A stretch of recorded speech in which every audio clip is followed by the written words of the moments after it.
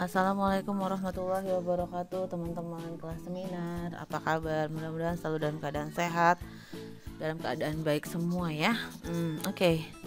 Ini adalah pertemuan kita yang kedua dan saya akan presentasi mengenai sosialisasi sistematika penulisan tugas akhir. Nah, ini sistematika penulisan tugas akhir ini masih terbilang baru diberlakukan semester lalu. Jadi teman-teman masih harus beradaptasi ya, tapi nggak apa-apa, semester lalu aja teman-teman yang lain udah bisa menyesuaikan ya. Insya Allah sistematika saat ini lebih mudah karena dilihat dari sisi babnya jadi lebih sedikit gitu, jadi lebih sederhana. Kita mulai ya. Ini disusun oleh tim penyusun dari DKV Unindra. Secara garis besar ada dua pola perancangan dan pola pengkajian. Nah, ini kenapa sih ada kayak begini-begini segala? Jadi begini pertimbangannya. Kan tipe orang yang masuk DKV ini jenisnya macam-macam. Ada yang misalnya dia jagonya di fotografi, ada yang di ilustrasi, ada yang di mungkin kelebihannya di menulis naskah gitu ya. Atau misalnya di gambar bentuk dan segala macam. Untuk menjembatani kelebihan teman-teman kita itu, maka dibuatlah dua tipe ini, perancangan dan penciptaan. Kalau perancangan artinya teman-teman nanti TA-nya akan membuat sebuah media gitu, merancang sebuah media. Sementara kalau yang pengkajian nggak membuat media, melainkan mengkaji media yang udah ada. Nah, kita mulai dari perancangan media ya, pola perancangan media. Kalau pernah lihat TA teman-teman sebelumnya, ini nggak beda jauh. Perbedaannya adalah jadi lebih sedikit. Jadi cuma ada 3 bab 1, bab 2, bab 3. Jadi lebih ringkes gitu ya. Ini berlakunya semester gasal 2020-2021 lalu ya, buat kelas seminar. Tapi buat TA baru akan sekarang nih, semester ini. Pola perancangan media. Di bab satunya ada apa aja? Ada pendahuluan. Di dalam pendahuluan ada latar belakang, ada rumusan masalah dan tujuan penelitian. Jadi isinya lebih ringkas seperti yang tadi saya udah jelasin. Menambah bahasan metode penelitian, jadi kamu ceritain di latar belakang alasan-alasan secara argumentatif kenapa objek ini kamu angkat, apa kelebihannya, kekurangannya, apa kepentingannya buat segmentasi yang kamu bidik. Jangan lupa dijelaskan juga waktu, tempat, jenis penelitian serta teknik pengumpulan data. Kemudian di bagian B-nya ada rumusan masalah. Rumusan masalah tahu ya, rumusan masalah itu diawali dengan kata tanya. Bagaimana merancang infografis misalnya? Bagaimana merancang infografis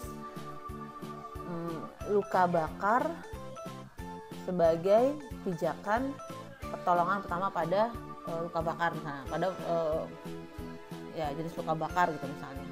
Itu judulnya. Jadi awalnya itu di dalam rumusan masalah dikasih kata tanya, bagaimana merancang infografis, bagaimana merancang film dokumenter, bagaimana merancang buku ilustrasi, bagaimana merancang buku foto dan segala macam. Kemudian tujuan penelitian itu bukan biasanya, selalu ya kalau di DKV diawali dengan dalam penelitian ini tujuan penelitian adalah untuk merancang infografis, untuk merancang film dokumenter, untuk merancang film animasi dan segala macam. Jadi untuk ya, diawali dengan kata untuk. Nanti detail bagaimana penerapannya akan saya jelasin. Sini saya highlight aja ya, gitu supaya tahu aja dari sekarang ada 2 pola perancangan gitu, pola sistematika penulisan. Di bab 2 kita bahas tentang perancangan. Jadi ini adalah isinya. Kalau bab 1 misalnya sampai 7 halaman misalnya, atau 5 sampai 7 halaman, di bab 2 ini harus lebih banyak, paling banyak porsi halamannya, misalnya jadi 50 halaman gitu. Yang A ada objek penelitian, kamu bahas tentang objeknya. Kalau misalnya kamu cerita tentang objek penanganan luka bakar, ceritain bagaimana sih penanganan luka bakar di Indonesia, masyarakat umumnya menangani luka bakar seperti apa. Kemudian konsep dasar perancangan. Di bagian C ada proses perancangan. Nah, kamu jelasin proses perancangannya seperti apa tadi ya, mulai dari font yang dipakai apa gitu. Terus kalau misalnya kamu bikin film animasi, karakternya seperti apa, udah dari sini ya dicek. D adalah hasil perancangan, ada media utama, pendukung, cindera mata, dan merchandise.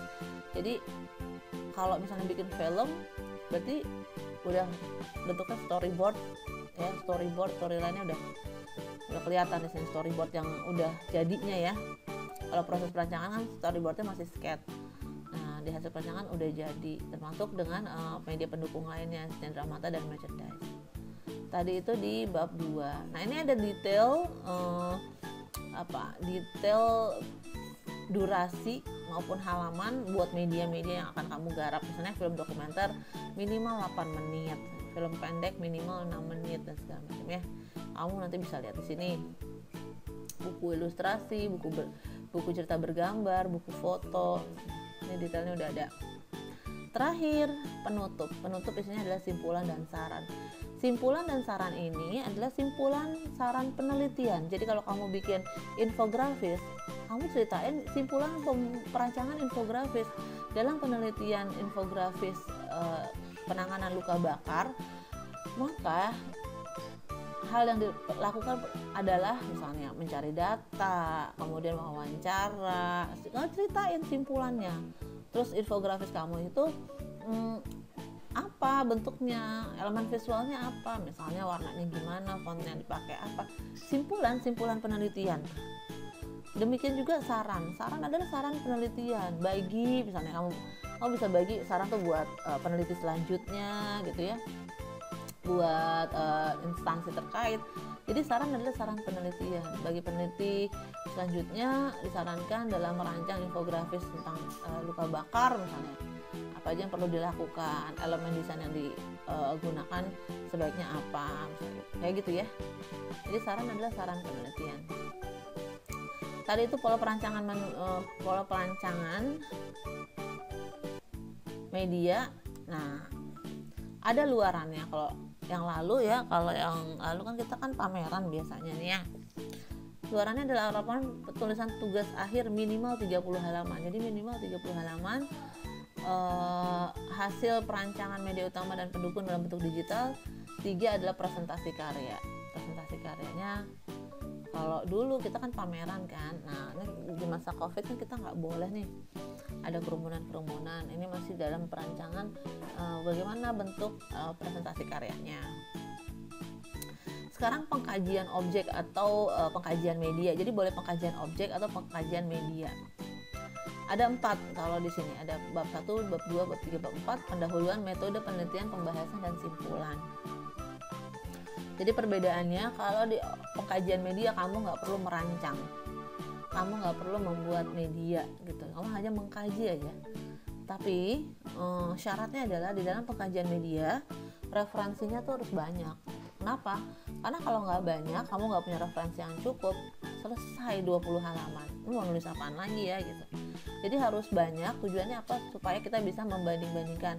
Si A mengatakan bahwa infografis definisinya ini, elemennya ini. Si B mengatakan. Nah, jadi harus begitu banyak referensinya. Kemudian setelah pendahuluan ada metode penelitian, pembahasan, dan terakhir adalah simpulan. Kita mulai dari pendahuluan. Kalau dilihat dari strukturnya, pendahuluan pengkajian itu memang lebih banyak. Jadi ada latar belakang, rumusan masalah, tujuan penelitian, kegunaan penelitian, dan tinjauan pustaka. Nah, tinjauan pustaka ini adalah buku-buku referensi yang mendukung yang menjadi bagian dari pengkajian objek atau media. Jadi di bab 1 pendahuluan, latar belakang, rumusan masalah, tujuan penelitian, kegunaan penelitian, dan terakhir adalah tinjauan pustaka. Nah, tinjauan pustaka adalah beberapa referensi yang dijadikan acuan dalam penulisan pengkajian objek atau media. Nah, seperti yang tadi saya kemukakan, di sini harus kenceng ya, harus banyak referensinya. Oke, jadi tadi udah ya latar belakang, rumusan masalah, tujuan penelitian, kegunaan penelitian. Kita lanjut pada bab 2-nya, metode penelitian. Dalam metode penelitian ada 3 hal, waktu dan tempat penelitian, jenis pendekatan, dan C, teknik pengumpulan data. Apa bedanya dengan tinjauan pustaka. Jadi gini, kalau kamu misalnya mengkaji tentang film gitu ya, kamu mengkaji film dokumenter, tinjauan pustakanya adalah deskripsi singkat kegunaan pustaka. Jadi baca bukunya apa gitu, buku-buku filmnya tentang apa yang terkait dengan film dokumenter. Sementara kalau di metode penelitian, jenis dan pendekatan pisau analisis yang digunakan. Misalnya kamu menggunakan untuk mengkaji film dokumenter, kamu pakai teori mise en scene gitu misalnya, atau teori tentang narasi film gitu. Jadi di sini adalah lebih pada teori-teori yang akan digunakan untuk membedah media tersebut. Misalnya kamu mau bahas tentang infografis. Teori tentang infografis, ya, infografis yang baik itu teorinya apa? Nah, di sini dipakai. Kalau di sini apa, Bu? Yang di bab satunya, tinjauan pustaka, definisi infografis, elemen infografis gitu. Ini adalah teori-teorinya, pendekatan-pendekatannya. Misalnya yang tadi saya bilang kalau film mise en scene. Terus kalau misalnya, atau kamu misalnya mau mencari makna, jadi kan bisa pencarian makna bisa dengan cara semiotika ya, dengan teori semiotika maupun teori misalnya analisis wacana gitu dan lain-lain. Terakhir adalah C, teknik pengumpulan data. Karena teknik pengumpulan data ini kan kajian, ini kan bagian dari metode kualitatif. Nah, kamu biasanya kan pakainya kualitatif adalah literatur, wawancara mendalam ya, dan observasi. Nah, ini kamu jelasin. Jadi perbedaannya hanya di bab 2 karena di sini ada metode penelitian. Di bab 3 pembahasan tentang objek dan analisis data. Nah, inilah analisisnya. Setelah kamu misalnya membedah satu objek, dianalisis, di breakdown melalui teori yang tadi kamu ungkapkan di bab 2. 4. Simpulan. Jadi adalah jawaban dari rumusan ditambah implikasi penelitian terhadap bagi masyarakat dan ilmu pengetahuan. Dalam pola pengkajian objek, luarannya ada 2, laporan akhir minimal 30 halaman dan naskah artikel. Nah, ini kalau bikin naskah artikel dari TA ini gampang banget loh sebetulnya ya. Nanti kapan-kapan kalau waktunya ada nanti akan saya jelaskan gimana membuat artikel dari bahan TA ya untuk tugas akhir. Begitu teman-teman, terima kasih atas perhatiannya, terima kasih juga sudah hadir di kelas. Stay healthy, stay strong, dan di rumah aja stay at home. Assalamualaikum warahmatullahi wabarakatuh.